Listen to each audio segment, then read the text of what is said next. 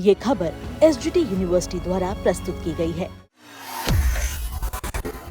बिहार और उत्तर प्रदेश में आंधी बारिश के चलते हुए हादसों में 16 लोगों की जान चली गई। जहां एक तरफ देश में भीषण गर्मी पड़ रही थी, तो वहीं दूसरी तरफ मौसम ने ऐसी करवट ली कि लोगों की जिंदगी पर ही भारी पड़ गई।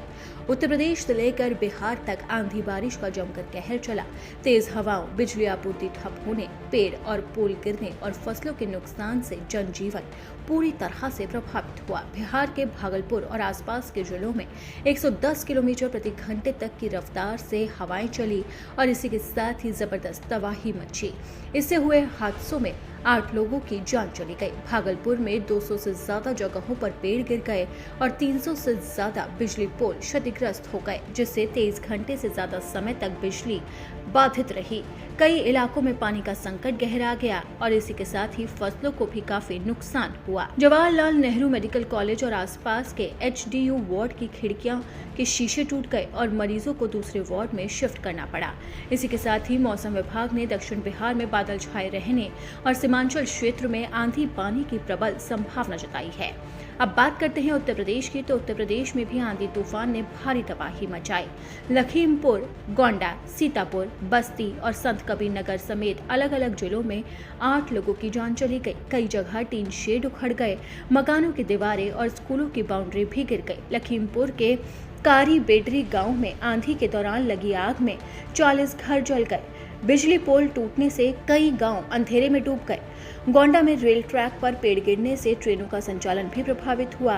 वहीं वंदे भारत समेत कई ट्रेनें रास्ते में ही खड़ी रही। दूसरी ओर प्रदेश के 30 से ज्यादा जिलों में लू चलने की चेतावनी भी जारी की गई है।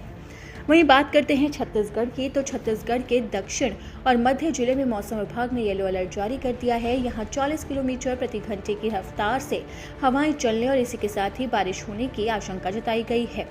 राजनांदगांव में 46.5 डिग्री सेल्सियस तापमान के साथ राज्य सबसे गर्म रहा, लेकिन अब वहां पर मौसम का मिजाज बदलने जा रहा है और मौसम विभाग ने वहां पर हवाएं चलने के साथ साथ बारिश की भी चेतावनी जारी की है। वहीं उत्तराखंड के मैदानी इलाकों में भीषण गर्मी रही, जिसके चलते हीट वेव का येलो अलर्ट जारी कर दिया गया। हालांकि पहाड़ी क्षेत्रों में बारिश और ओलावृष्टि से कुछ राहत जरूर मिली है। मौसम विभाग ने 29 मई से पश्चिमी विक्षोभ सक्रिय होने की संभावना जताई। राज्य आपातकालीन परिचालन केंद्र ने मैदानी जिलों को हाई अलर्ट पर रहने के निर्देश दिए।